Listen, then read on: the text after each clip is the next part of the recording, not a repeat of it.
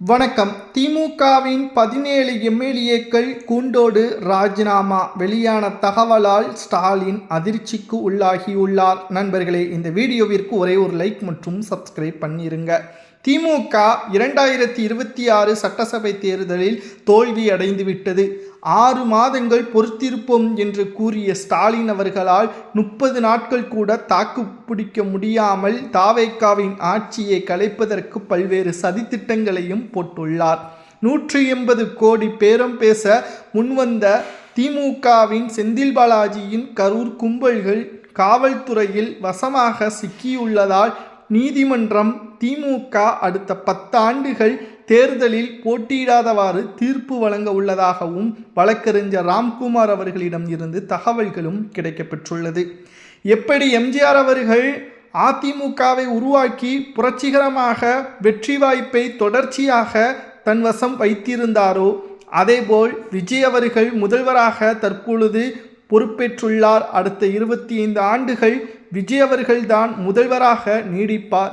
இனியும் திமுகவில் இருப்பதை விட ராஜினாமா செய்து தாவேகாவில் இணைந்து கொண்டால் மக்களின் ஆதரவும் கிடைக்கும். தேர்தலில் பல நூறு கோடிகள் செலவு செய்யவும் தேவையில்லை. மக்களுக்கு முழுமையான ஆட்சியே சேவைகளை மன நிம்மதியுடன் செய்யலாம் என்ற எண்ணத்தில் தற்பொழுது 15 எம்எல்ஏக்கள் கூண்டோடு ராஜினாமா செய்ய முன்வந்துள்ளனர். தற்பொழுது ஸ்டாலின் அவர்களது குடும்பமே லண்டன் பயணம் மேற்கொண்டுள்ள நிலையில் வருவதற்கு 20 நாட்கள் ஆகும். கிட்டத்தட்ட ஒட்டுமொத்த திமுகவில் மிக முக்கியமான 15 எம்எல்ஏக்கள் தாவேகாவில் இணைவதற்கும் தனது எம்எல்ஏ பதவியை ராஜினாமா செய்வதற்கும் சரியான நேரம் இதுதான் என்று கூறியுள்ளனர்.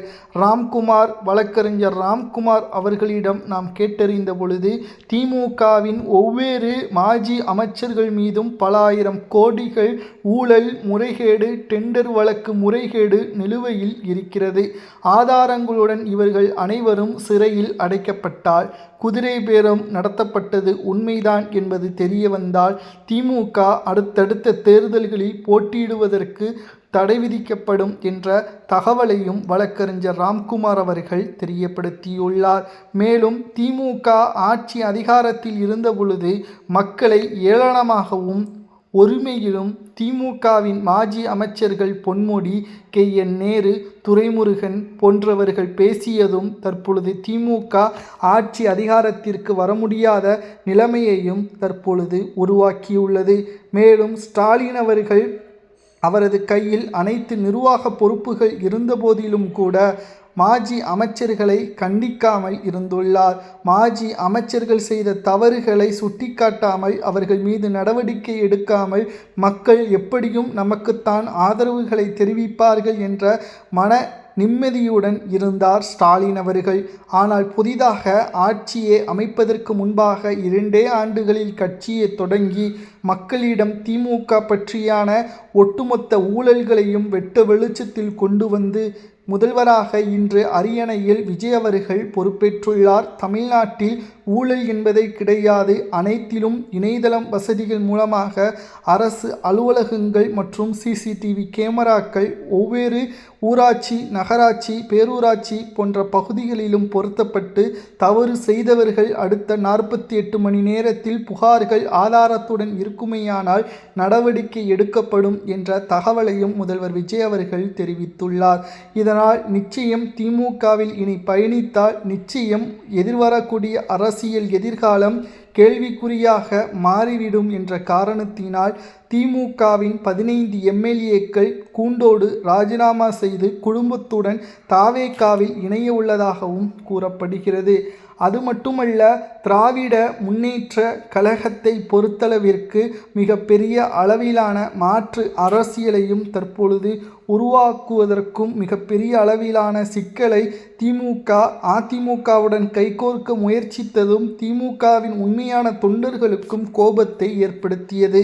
விஜய் அவர்கள் முதல்வராக பொறுப்பேற்று அடுத்த கணமே அவர் சிறப்பான ஆட்சியை நடத்துகிறார் என்று திமுகவில் இருந்த கூட்டணி கட்சிகளை தற்பொழுது கூண்டோடு தாவேகாவுடன் சென்று ஆட்சி அமைப்பதற்கு உறுதுணையாகவும் அடுத்து வரக்கூடிய தேர்தல்களில் தாவேகாவின் தலைமையில்தான் கூட்டணி வைப்போம் என்பதையும் தெரிவித்துவிட்டனர்.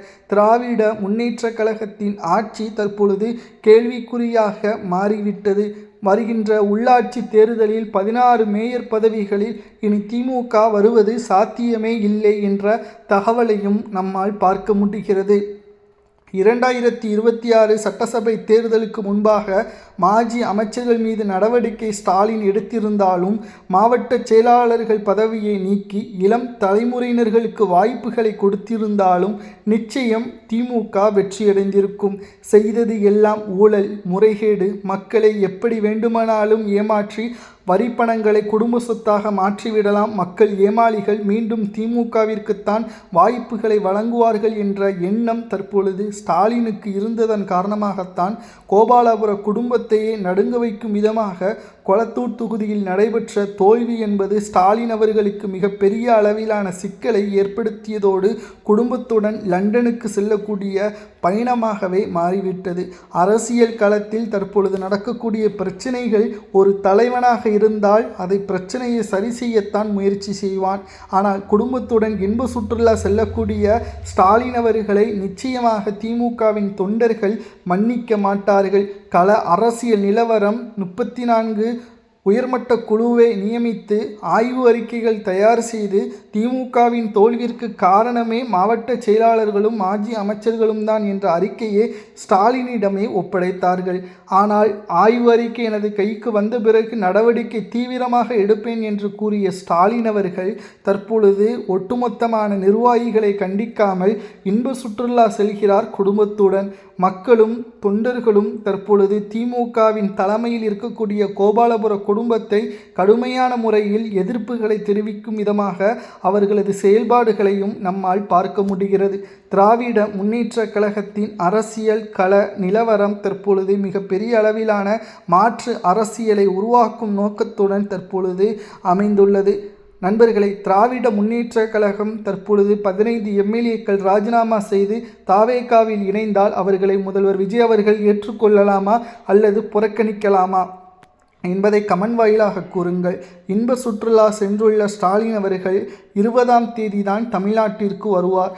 அதற்குள்ளாக குதிரை பேரம் நடத்தப்பட்டதாக கூறி திமுகவின் கட்சியின் மீது நடவடிக்கை எடுக்க வேண்டும் என்றால் 10 ஆண்டுகள் தேர்தலில் போட்டியிடாதவாறு நீதிமன்றம் தீர்ப்பு வழங்கலாமா அல்லது எத்தனை ஆண்டுகள் தேர்தலில் போட்டியிடாதவாறு திமுகவிற்கு நீதிபதி தீர்ப்பு வழங்கலாம் என்பதையும் மறக்காமல் உங்களது கருத்துக்களை கமெண்ட் வாயிலாக கூறுங்கள். 50 நாட்கள் முதல்வர் விஜய் அவர்களது ஆட்சியை பற்றி மறக்காமல் உங்களது பதிவுகளை கமெண்ட் வாயிலாக தெரிவியுங்கள். நன்றி, வணக்கம். இது போன்ற அரசியல் செய்திகளை தெரிந்து கொள்ள நண்பர்களை சப்ஸ்கிரைப், ஒரு லைக் மட்டும் பண்ணிடுங்க.